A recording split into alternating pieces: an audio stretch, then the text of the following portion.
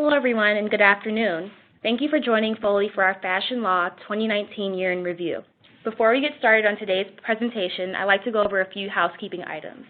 For those of you that may have questions about any of today's topics, we invite you to type them into the Q&A widget on your screen. We will try our best to answer all questions at the end, time permitting. However, if we do not get to all of your questions today, we will be sure to follow up with you via email. If you experience any technical difficulties with the webinar platform, please refresh your browser or see the webcast help guide on your screen. For those of you that are seeking CLE credit today, please enter the code when it is announced later on in this presentation. Note that if you are seeking Kansas, New York, or New Jersey CLE credit, you must also fill out the attorney affirmation form, which is located on the resource list widget. And as a final note, a short survey will appear on your screen. We would appreciate it if you provided us with feedback on today's webinar to help us improve our webinars in the future. And now I will turn it over to our presenters. Thank you, Brittany. This is Laura Ganoza. I'm here today with Julie McGinnis for our second annual Fashion Law Year in Review. I'm calling in from Miami, where I guess now we have to worry about earthquakes in addition to hurricanes, so that's a little scary. But for the second year in a row, I also have Julie here with me, who's going to help and guide us through some of the most impactful decisions that have gone on in the fashion apparel, and beauty space. Some we've already previewed last year when we told you to watch out for some of these cases, and now we've gotten some decisions, so we'll talk about those. So let me tell you what we're going to be talking about today so you have an idea. First, we are going to talk about some of those 2019 Supreme Court decisions that involved issues relating to the industry, one involving copyright registration, scandalous marks, and some trademark licensing. In addition, there's also been a few just interesting cases going on in the industry, most particularly what's going on in the online and digital market, and disputes and issues that are important to any brands that do sell through e-commerce, and some other cases involving what's happened since the big copyright case we discussed a lot last year of Star Athletica. And we're also going to end by giving you a preview of what to watch out for this year. Already there's some issues brewing out there that we're going to expect some rulings on that are going to impact the industry. So we wanted to make you aware of those to keep an eye out for them as well. So the first case we want to talk about is an important decision that came out in the Supreme Court in March of 2019, the Fourth Estate versus WallStreet.com case. And this case involved an important question dealing with whether or not you need an actual copyright registration before you file a lawsuit for copyright infringement. And this was ultimately what the facts of this case were, that Fourth Estate and WallStreet.com actually had an agreement whereby Fourth Estate licensed some articles for the WallStreet.com website. After that agreement terminated or was canceled, Wall Street was supposed to take down those articles from its website. It didn't do so, and Fourth Estate sued them for copyright infringement. When they first filed the lawsuit, though, they had only submitted copyright applications to the Copyright Office. They had not gotten actual registrations issued by the Copyright Office yet. So ultimately, the copyrights were actually rejected, but the issue in the case was whether Fourth Estate could even file the lawsuit without having an actual copyright registration. The case started out in the 11th Circuit, and the 11th Circuit ruled that Fourth Estate could not bring infringement because the Copyright Office had not yet issued the copyright registrations. And I'm very familiar with that because I practice a lot in the 11th Circuit, and so that's always been the rule that I've used when I practice here. But there was a circuit split, and the 11th Circuit uses the registration approach, but there were a couple of other circuits that did not. they took the view that as long as you have an application filed with the Copyright Office at the time you file your lawsuit, you've met the requirements for the precondition to file the lawsuit. Well, the Supreme Court took a look at the specific section of the copyright law, specifically Section 17 U.S.C. 411A, and they read it literally to say that no civil action for infringement of a copyright on a U.S. work shall be instituted until pre-registration or registration of the copyright claim has been made. So they read that and they found literally that when it says a copyright claim with a registration of the copyright has been made, meaning that there needs to be a copyright. And this was a unanimous decision by Justice Ginsburg, and it was probably the shortest decision I've ever read coming out of the Supreme Court. It was only 15 pages. And they reviewed the statute. They reviewed several attempts before to change the statute to require just having applications, and they ruled that no, Congress never did that. So instead, this must mean what it actually says, and you need a registration. So why is this important? This just highlights a couple of important things that you should know as a practical matter from this case. It's obviously, if you're going to be filing a copyright case and you don't have a registration yet, now you're going to need to do it right before you do it and wait for the answer from the Copyright Office before you can file your lawsuit. We all know, people who practice in this, that sometimes it takes a really long time, many, many months. I mean, I've had some copyright applications pending for even up to a year, so we know that that process could languish. The Copyright Office does have special handling requirements, so you can be aware of that. And if there are certain circumstances that are allowed for special handling, including one of which is pending or potential litigation, you can get the copyright application reviewed on an expedited basis.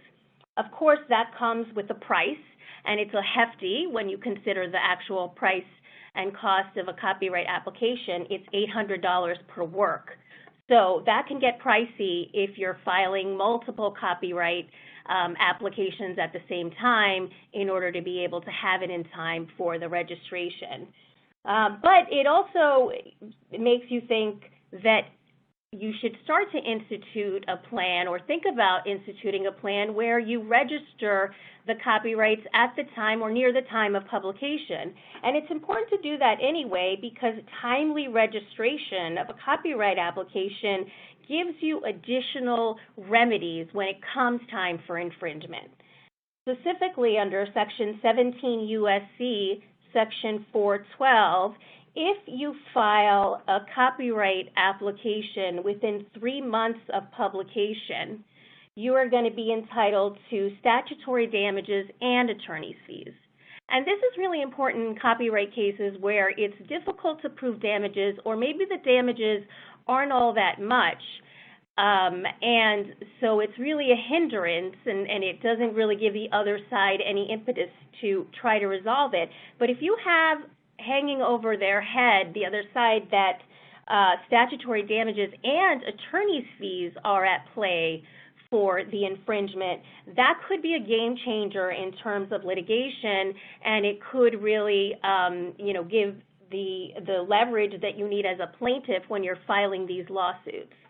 Another important issue that you should consider is even before you file a copyright litigation complaint, when you're sending out a demand letter, if you're going to send a pre-suit demand letter and you're alleging copyright infringement, I always think as a practical matter, it really makes sense to reference the fact that you have an actual copyright registration and it's attached and that you did file it within those 3 months. Because I know when I get a demand letter that demands, that's based on copyright infringement and I don't have a copyright registration attached to it or reference, that's the first thing I ask for. And I always look to see the publication date versus the registration date. So those things are important. And if you are the plaintiff, and you can add that to the demand letter at the beginning, that may be another reason that you can try to resolve it because it'll give you more leverage at the beginning. So the next case we want to talk about is another Supreme Court case. This one I think we previewed a little before. And I'm going to let Julie talk about this one. And so, Julie, you're going to be allowed to say bad words and curse when you talk about these slides. So go ahead and tell us what happened with this Supreme Court case. Thanks, Laura, and thanks for allowing me to be the one to swear on our live broadcast. Maybe it's because you didn't want to, but I'm happy to do it. So this case is an interesting one. It generated a lot of buzz. The case is Iancu v. Brunetti.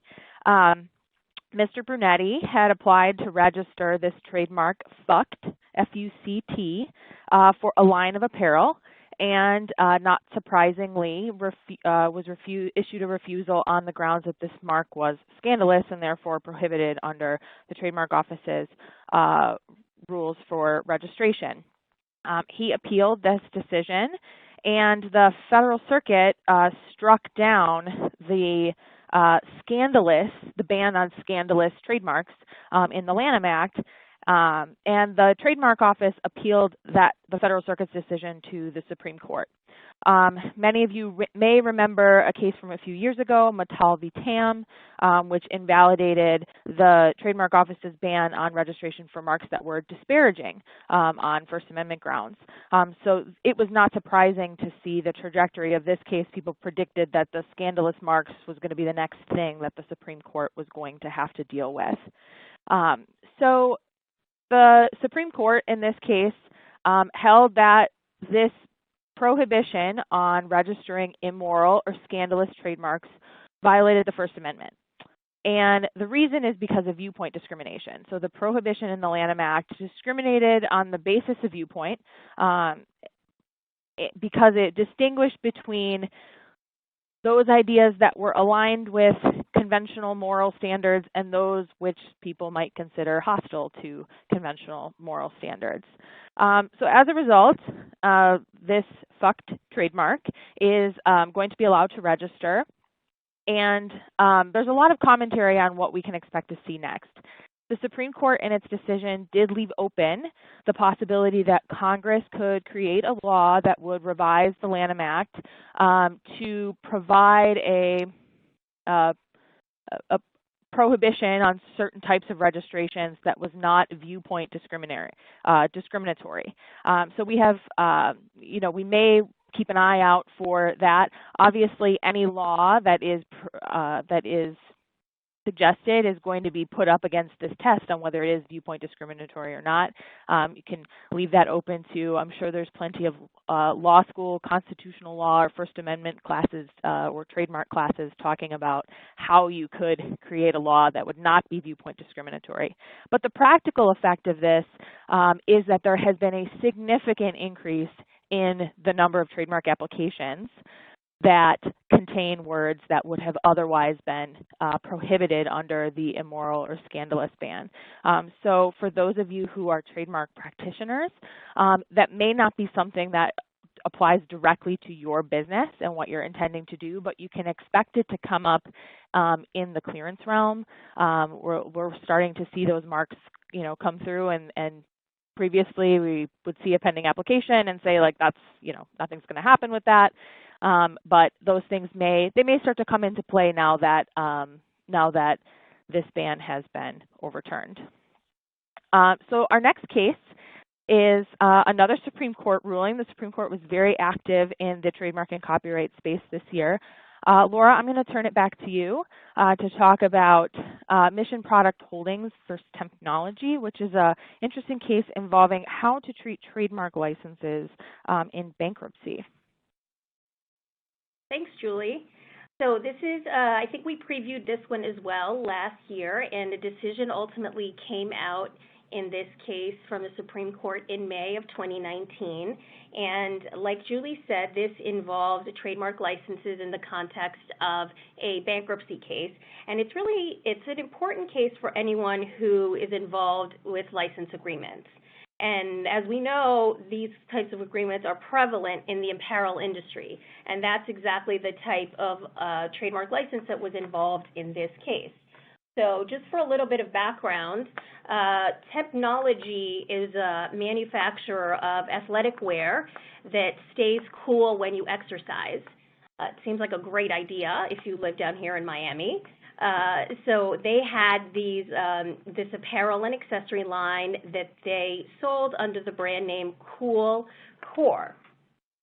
And they licensed that to the licensee, which is Mission Product Holdings, and the license involved giving Mission an exclusive distribution of certain products, but Mission also got non-exclusive use of the trademark Cool Core. So Technology came into financial trouble. It went into Chapter 11 bankruptcy, and when it did so, it tried to use its bankruptcy filing as a means to reject this trademark license with Mission and thus to terminate all the rights under this license agreement. And ultimately, this went up to the Supreme Court because there was a split in the circuits as to how to deal with a rejection when in the bankruptcy context. And there were two different views. So there's the Seventh Circuit view that when you reject a trademark license or when you reject a contract because you filed bankruptcy, that just acts as a breach of contract. The actual agreement continues, but it's the breach by the debtor by filing for bankruptcy. Then there's a First Circuit view where rejection acts as a complete rescission of the agreement. So once the debtor goes into bankruptcy, the agreement itself is over. So the First Circuit view really gives a lot of power to the bankruptcy debtor because the bankruptcy debtor can decide whether it wants to assume the contract and continue with the obligations or not, or whether it just wants to repudiate it. Hey, I'm rejecting it, I'm repudiating it, I don't have to do anything further. So those were the two different views that the court was looking at to see which applied. And ultimately it went with this circuit that found that rejection is really just a breach. It does not rescind the entire contract. So the ultimate holding was that rejection of an executory contract like a trademark license, because it's something that's supposed to be done in the future, cannot rescind the rights under that agreement. So this ultimate ruling actually now gives the licensee some more power and more claims because the licensee could then have damages as any other party when the counterparty breaches, but the license itself remains intact. And that's really important in this case for Mission because Mission had the non-exclusive right to use the Cool Core trademark, and that was something that they wanted to continue to do. And that's very important for licensees. You have many instances where a licensee is going to expend significant resources, time, money to create distribution channels, sales channels, and to really promote the brand that it's selling. And if all of a sudden its contracting party, the licensor, goes into bankruptcy and decides, well, this is all over, then the licensee really can lose a lot. So I know not everybody practices in bankruptcy court, so the thought is, well, what do I really have to care about this bankruptcy court case? But it does have some really important ramifications just for anybody that deals with license agreements. First is that it strengthens the license agreements themselves for the licensee because they can survive bankruptcy, which means that they don't have to be worried about the potential for losing so much because the contract does not automatically get terminated. And what this does is that it gives the licensee, it takes them out of the regular category of an unsecured creditor. Because if you're an unsecured creditor, you really are only going to get pennies on the dollar. if you try to bring a claim against the debtor for, look what you did, you breached this contract, and now I have all these damages. Well, if you're just a regular unsecured creditor, you're just going to get pennies on the dollar. By characterizing this as not as a pre-petition claim, but as a regular breach done after, then the licensee can at least try to make the claim for damages and has a better shot of getting that. But another practical implication of this case is that people should really look at the contractual provisions of the license agreements, because one of the core, one of the holdings, especially in Justice Sotomayor's concurrence, was that, you're going to look to contractual rights anyway. So it could be that you could look at the license agreement and maybe make some amendments to be able to protect the licensee more, or as a licensor, to give a licensor more rights as to what happens when there's a breach. So some of the things that you should think about if you want to take a look at your trademark licenses is what happens after there is a breach of contract, regardless of whether it's caused by a bankruptcy or not. What happens if there's a breach of contract?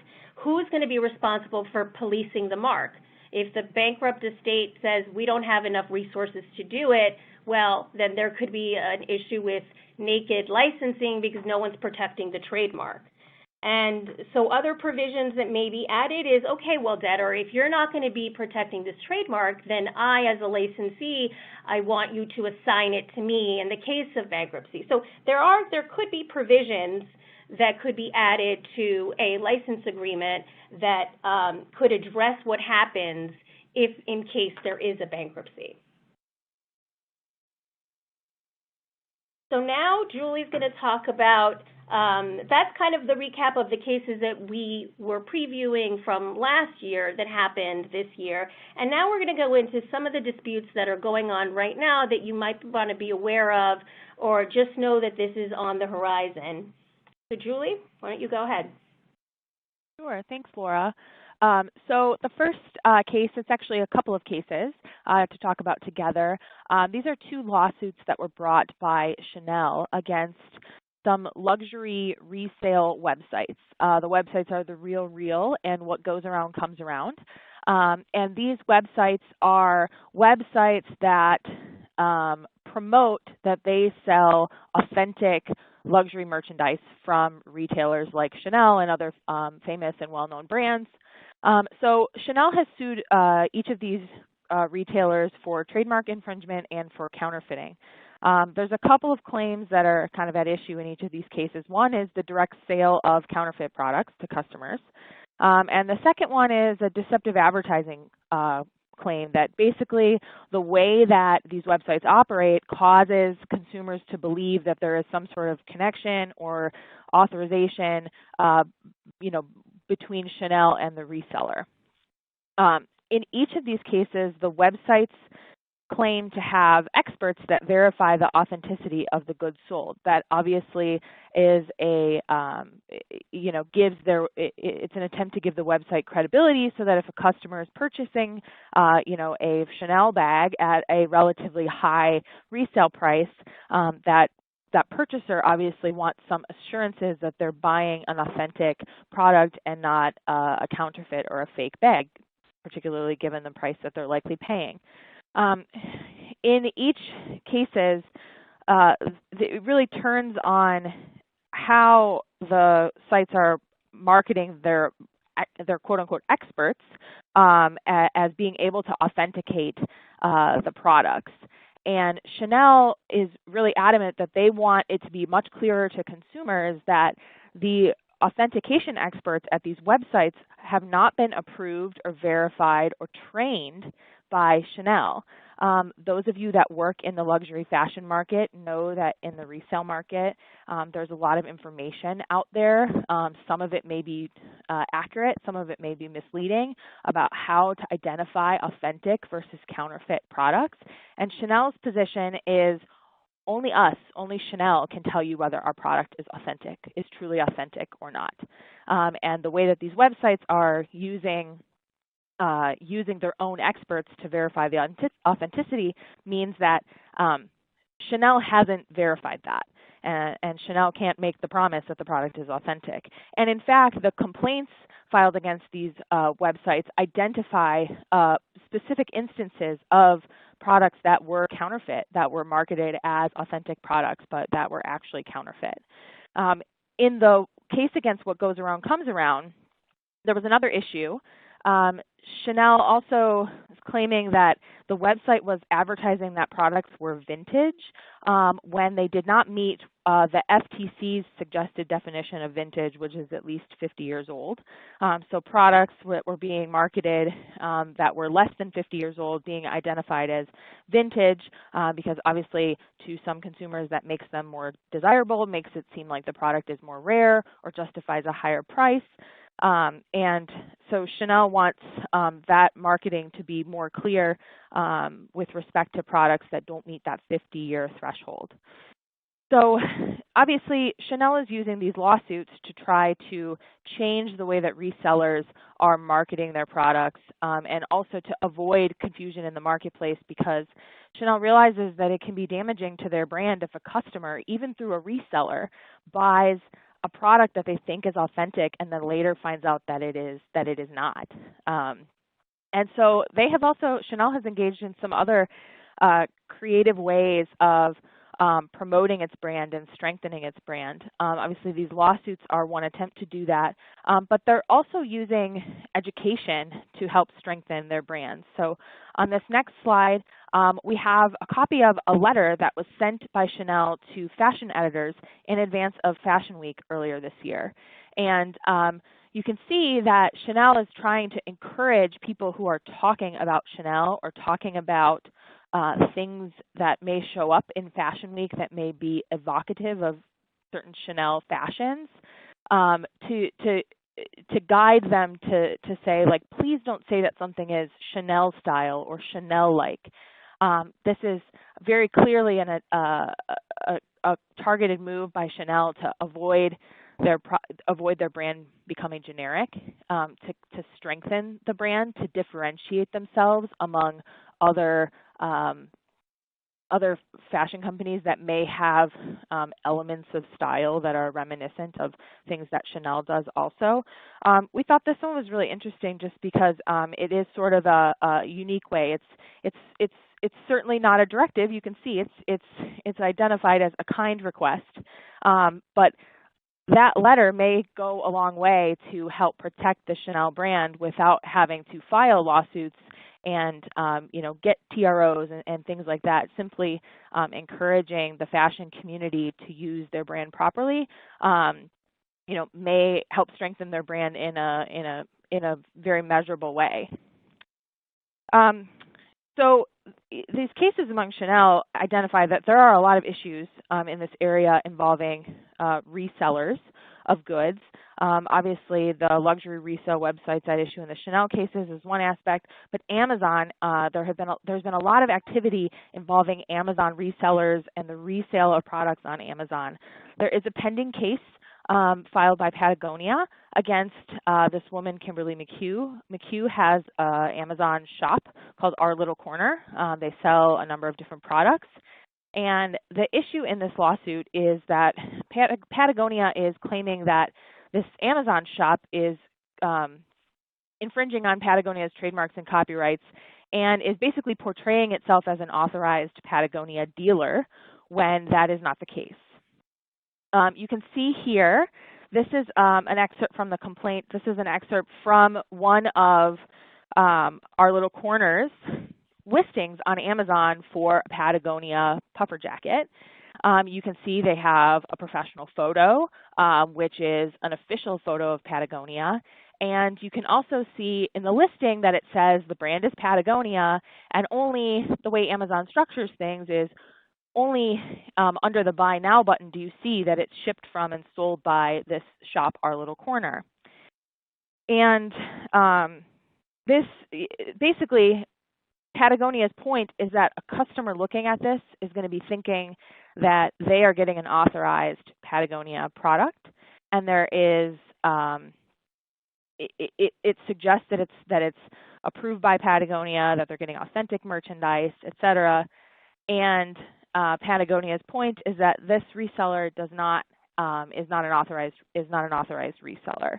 The status of this case, the last time we checked, Patagonia has moved for a default judgment. So we'll see what happens, ultimately with this case specifically.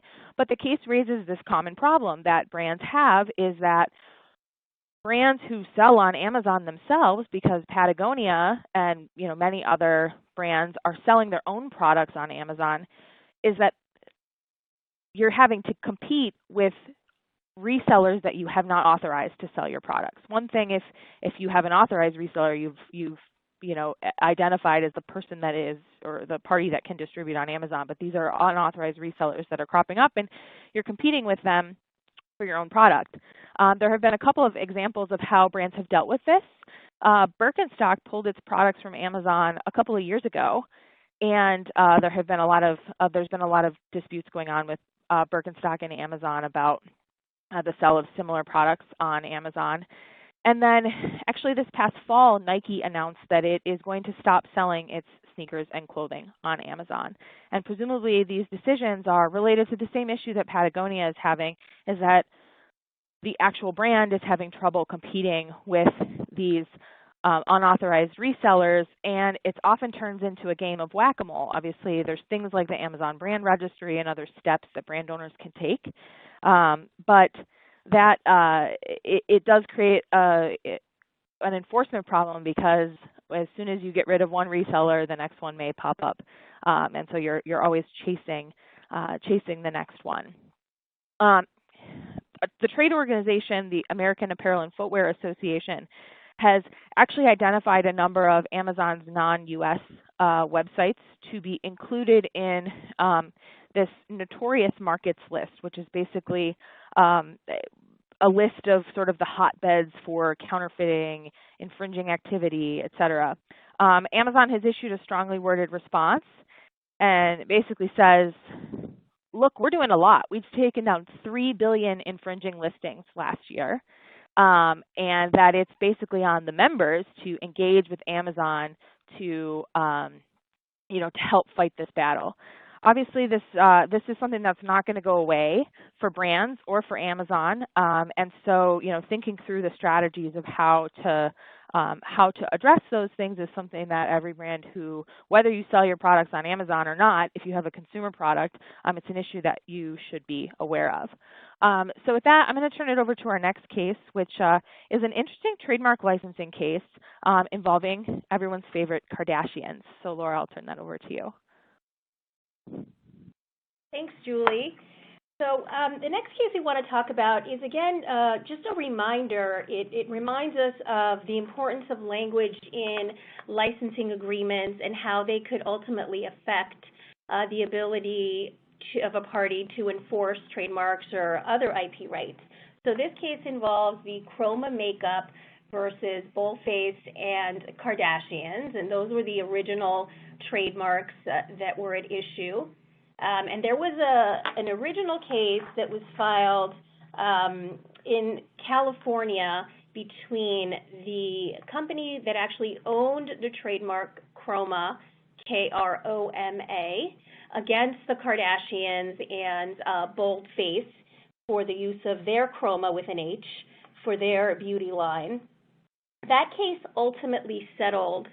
There was a private settlement between Tillet and the Kardashians and Boldface.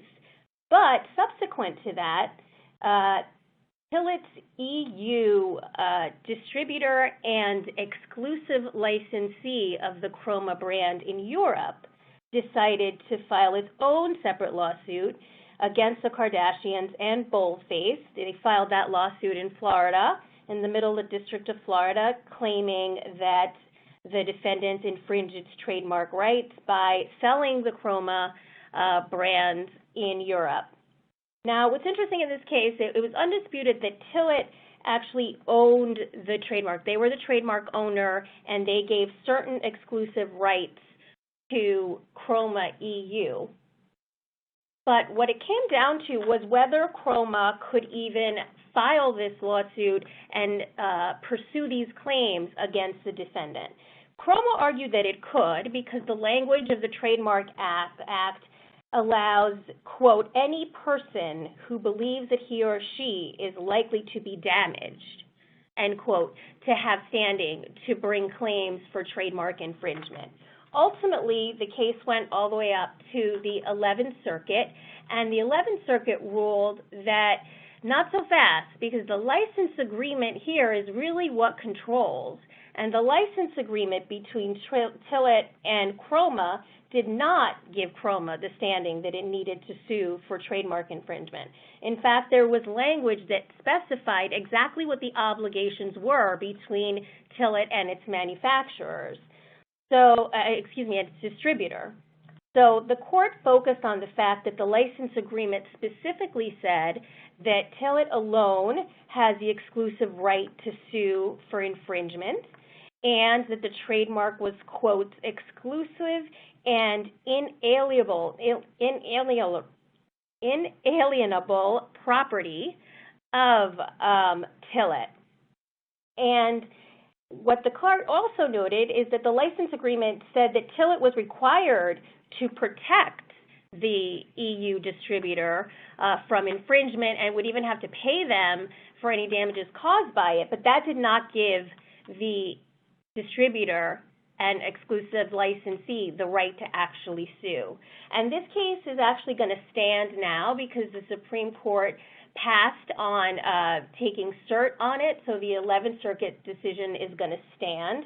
And Khroma's argument was, hey, well, there's a split in the circuits, and really what the court should be looking at is whether the plaintiff has a reasonable interest to be protected, or if there's some kind of commercial injury that's being caused by the infringement. That's the factors that they should look at, not anything else. But, well, at least for now, we're not going to be hearing from that from the court because the Supreme Court said no. So the takeaway here is, again, take a look at the language of the license agreement before you file a lawsuit, or if you're defending a lawsuit and you seek those documents in discovery, make sure you see what rights each party has over what they can and cannot do with the trademark, to enforce the trademark. So another matter we wanted to bring up, just to see where we've been, since it's been a couple years now since the Star Athletica case, is to see what's been kind of the aftermath of that. So Julie, why don't you take us through that? Sure. So for a refresher, for those of you, you may remember that Star Athletica versus Varsity Brands was a Supreme Court case dealing with the copyrightability of designs in cheerleading uniforms. I won't recap that case. It was a couple years ago. But the test now for whether these elements are copyrightable is that an artistic feature of the design of a useful article can be eligible for copyright protection if that feature can be perceived as a 2 or 3D work of art that is separate from the useful article, and if that work would qualify as a protectable pictorial, graphic, or sculptural work either on its own or in some other medium if you imagined it separate from the useful article.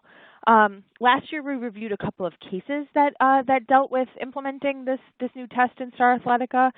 We are starting to see more activity from the Copyright Office in this space. So the case we have for you is actually a Copyright Office decision involving Kanye West's Yeezy shoes, the 2 pairs of shoes that you see here. The Copyright Office initially denied registration to Adidas for the designs in these shoes on the basis that the designs were useful articles. They did not contain copyrightable authorship necessary to sustain a copyright claim. And the Copyright Review Board reversed the Copyright Office's initial refusal, citing to Star Athletica and the test, indicating that these designs do create a sufficient amount of original and creative 2 and 3D authorship to support the registration. The board decision does make it clear that it relates only to the designs as a whole. It doesn't. The decision to register does not extend individually to any of the standard and common elements that one would expect to see in a shoe. So we can expect to see some more decisions like that. If you're not familiar, the Copyright Review Board decisions are available on the Copyright Office website if you want to keep an eye on how they are making decisions as you are considering whether to apply for copyright in your own designs. Next, I'm going to turn it over. That kind of concludes our overview of what has happened in the last year. We have a lot of cases that are on deck for this year, and we thought it was really important to go over some of those cases to give you a preview of what we can expect to see. These are definitely things that you may want to be thinking about this year and keeping an eye on these cases. Obviously, we will keep you updated on the status of these cases, and we encourage you to tune in next year for our review, which will hopefully encompass a lot of these decisions. The first up is a case that there was just argument held in the Supreme Court. The case is Romag Fasteners versus Fossil. This case involves a patent and trademark infringement case relating to alleged counterfeit magnetic snaps that Fossil was using on its products. And this is a question about profit awards for trademark infringement. And the question presented is whether profit awards require a willfulness, whether they require willfulness. There is a circuit split. Presently, we have the split designated here about whether or not willfulness is required in order for the court to award profits. So the jury in this case found that Fossil had an awareness that it was using these counterfeit snaps, but that the awareness of the counterfeiting was not enough to establish that they acted willfully. And so the lower court in the case refused to allow Romag to recover Fossil's profits from the infringement. The argument was just held earlier this month, and based on the argument, it appears that the court is probably not going to implement a blanket willfulness requirement.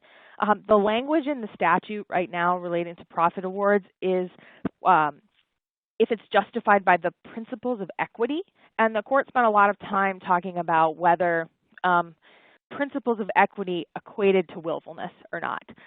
Obviously, we'll wait to see what they have to say about it, but it seems like there are a lot of other factors that may that courts are and that the Supreme Court may consider need to be taken into consideration when deciding to award profits.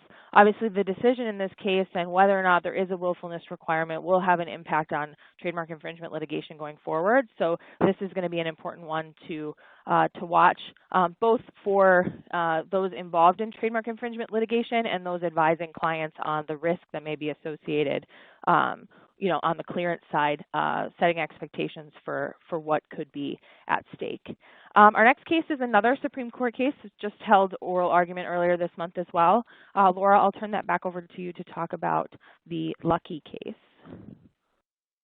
Great. Thanks, Julie. So another case that we'll be on the lookout for is Lucky Brand versus Marcel Fashion Group. And these litigants have been they've been fighting with each other, I guess, for almost 2 decades now over the Lucky and Lucky brand and Get Lucky.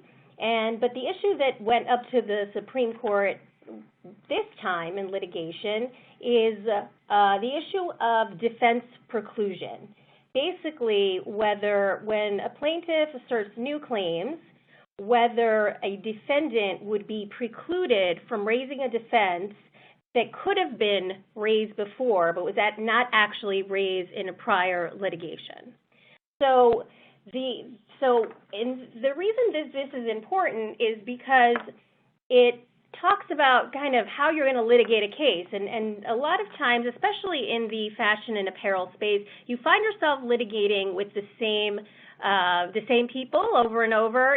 Maybe it's a particular trademark and you both have a similar house mark, and so you find yourselves in litigation involving similar marks multiple times. So it becomes important in that context. And in this most recent case between the parties, Lucky attempted to use a prior settlement agreement and language in a prior settlement agreement to claim that, Marcel, you can't sue us anymore. You've released Lucky from all liability based on this old 2003 settlement agreement. The court ultimately, before it went up to the Supreme Court, Lucky was prevented from asserting this defense because the court ruled, and the Second Circuit made this ruling, that you should have raised it before in prior litigation between the parties, and you didn't, and since you didn't, you're barred from doing it now. And so there were some important policy arguments that both parties raised, both in their briefs and in the oral argument that took place just a couple of weeks ago. So Marcel's position is, well, look, we need to have defense preclusion because it avoids repeat lawsuits, it preserves the integrity of prior judgments, and it meets all the reasons why we have preclusion in the first place. Lucky, on the other side, said, you know, if we do this, then every defendant is going to have to litigate not only raise every defense, but litigate every defense to its conclusion. Otherwise, if there's any potential lawsuit in the future, they're going to be barred from raising it then. That's going to increase litigation costs, and it's really going to affect the litigation strategy because sometimes you put up defenses that you have them in your affirmative defenses, but ultimately, for that particular case, they're not as strong, so you focus on other defenses.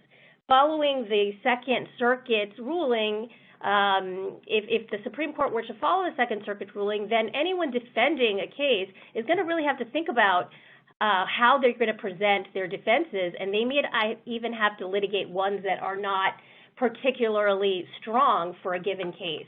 So the court seemed skeptical in the oral arguments that would be the proper ruling. They thought that the Second Circuit decision was an outlier in the space. So we'll see what happens, but hopefully we'll know soon and before next year.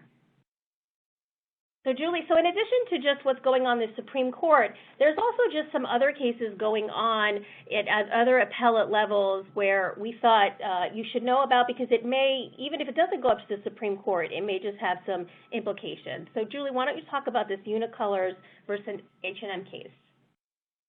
Sure. So Unicolors sued H&M alleging that it infringed on Unicolors' copyright in a fabric design. You can see the pictures here. The top is the design that Unicolors claims it owns, and the bottom is the one of the allegedly infringing materials that H&M sold. In December of 2017, there was a jury verdict. They ruled that H&M willfully infringed the copyright in this fabric design. And H&M, a big part of H&M's defense was, hey, we bought this fabric from a vendor that had IP rights in China for this design. This case is now, the jury, finding this willful infringement, they awarded a little over $800,000. The judge reduced that award to $266,000 on the basis that a lot of the allegedly infringing garments were sold in Europe and other countries, which were beyond the jurisdiction of the U.S. courts. This case is on appeal to the Ninth Circuit right now. It will be interesting to see exactly what happens. There's a couple of issues and a couple of takeaways from this case, even though we don't know what the ultimate outcome is. One of them is looking at the scope of your ability to enforce damages in a case. If you're filing in the U.S., but a lot of the infringing activity took place outside of the U.S., how that can play into the damages that the copyright owner is entitled to. This also, from a clearance perspective or from a licensing perspective, is a caution to brands about the ability to rely on foreign IP rights. Obviously, copyright is the wild, wild west. It's very difficult, if not, it's impossible to do a clearance search for copyright, for copyright claims. But this case does suggest, because there was a party that claimed it had rights in China, Unicolors claiming it had rights in the United States. and how that can create issues for brands, especially when you're sourcing your materials from one jurisdiction that are going to be distributed in several jurisdictions where the party you're licensing the rights from may not have registered rights in that country. So that's going to be one to keep an eye on. We'll see what the ultimate takeaways are based on what happens in the Ninth Circuit. I will turn it back over to you, Laura, to talk about the Converse trade dress case. Okay, so the next case we wanted to talk about is one that we've talked about before, is the Converse trade dress ITC matter. That case is still going on, and the reason we raise it is because there's just been one development since the last time we reported on it. And just for a brief recap, last time we reported on it, we mentioned that the Federal Circuit had ruled on a matter that had been taken up on appeal. And basically what they did in the Federal Circuit is they gave us a new test for secondary meaning when you're talking about trade dress. And the court clarified and gave us these 6 factors that should be used to determine whether a mark has acquired secondary meaning. So we have them here, the association of the trade dress with the source by the purchasers, and they say typically measured by customer surveys, length, degree, and exclusivity of use, the type of advertising, sales, whether it's been intentionally copied, and media coverage. So what's interesting now is that now these have been applied, at least by the ITC. On October 9th of 2019, the ITC issued an initial determination when it was remanded back to them after the Federal Circuit, and they determined that there's been no infringement. They went through these factors, and they found that there's been no infringement with respect to the parties that still remain. And at this point, there's only a few parties that have actually actively participated in the litigation and responded. And what's just interesting about this case is that in painstaking detail, I think the opinion was 90 pages long, it goes through each of those factors and it focuses on having whether Converse was able to prove those different elements at the time of the first infringement from each of these alleged infringers. So it goes back, and that's what a party asserting this kind of claim is going to have to be doing. They're going to have to go back to when the alleged infringer first began using the trade dress. And at that point, the determination has to be made if there's secondary meaning. And the registration will only get you as far as the date of the registration in order to presume anything. But what's important is, in this case, Converse was relying on common law rights as well. So in order to do that, it just shows that you're going to have to kind of go back in time. And in some cases, in this case, I mean, it was going back a lot of time for some of these parties. So it'll be interesting. Both Converse has petitioned to review this, and the ITC has they keep kind of extending the time, whether they're going to decide whether or not they will. But I wouldn't be surprised if we find ourselves back in federal court, with the Federal Circuit with another decision, and that'll give us more clarity on how these secondary meaning cases will be decided. So stay tuned for that.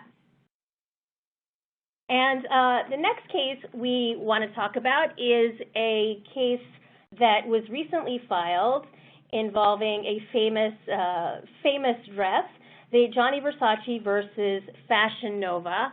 And the reason we wanted to raise this is just a reminder of the different tools in an arsenal, your kind of IP arsenal that you can use in order to enforce trademarks. In this case, Gianni Versace is suing Fashion Nova over these 3 dresses, including the jungle dress, they call it, the green dress worn by Jennifer Lopez 20 years ago. That was the thinking is it was the reason that Google Images was created when she wore that dress to the Grammys in 2000.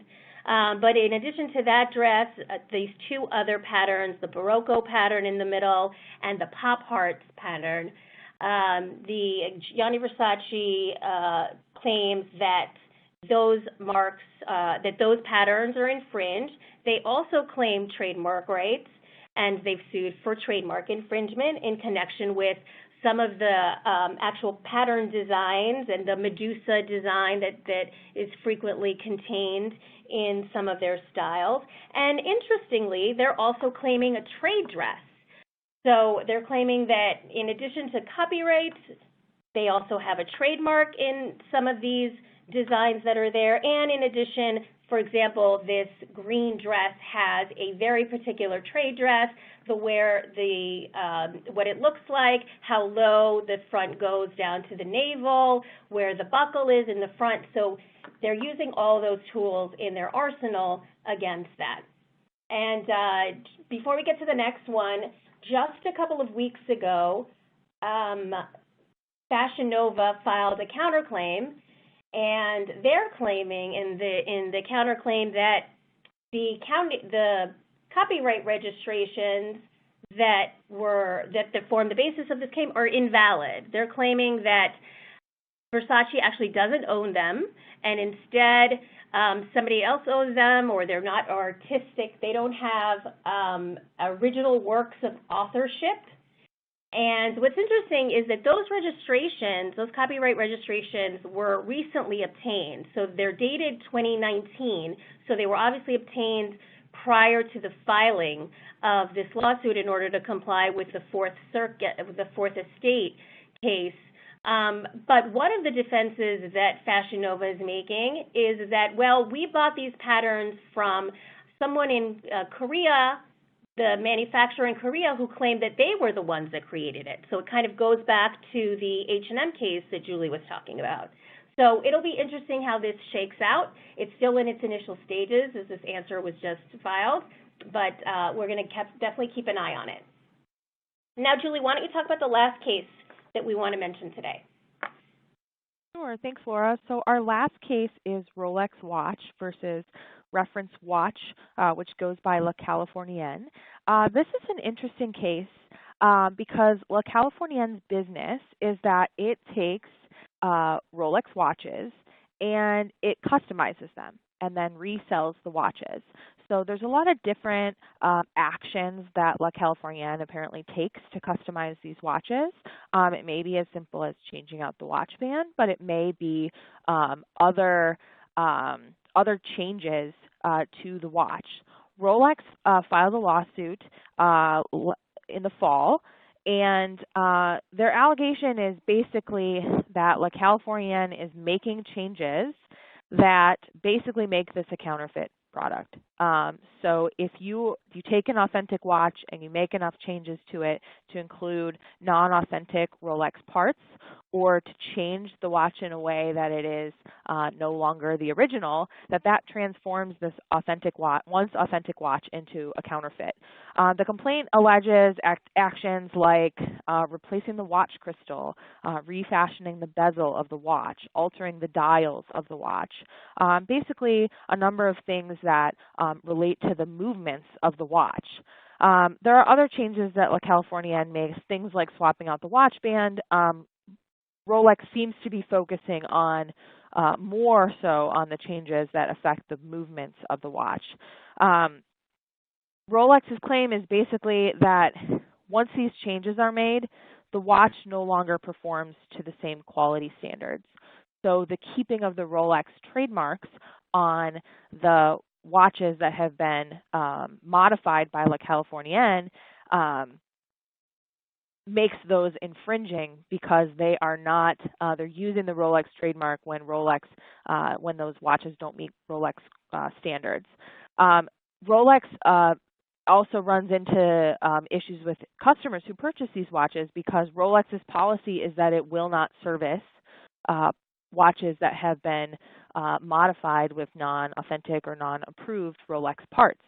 And so, that is, if a customer buys a watch from La Californienne and then tries to get it serviced, tries to get the watch mechanism serviced by Rolex, that can cause some customer service issues. So this case was just filed in November.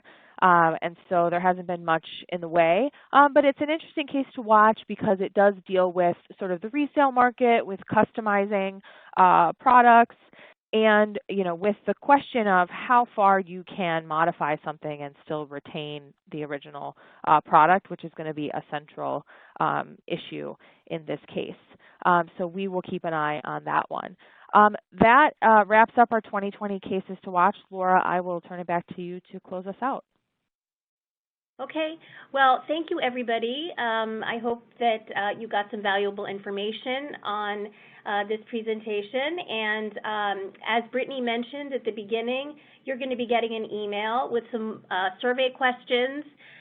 We always love to hear feedback as to the materials, but also what you're most interested in hearing about next. We try to do CLEs routinely in this fashion, apparel, and beauty space. And if there's any particular areas you would like us to cover, we're all ears. That way we can have our calendar ready for CLEs and seminars throughout the year. So please do fill that out. And thank you. If we did not get to your questions, Julie or I will reach out to you afterwards. But thanks again for your attention.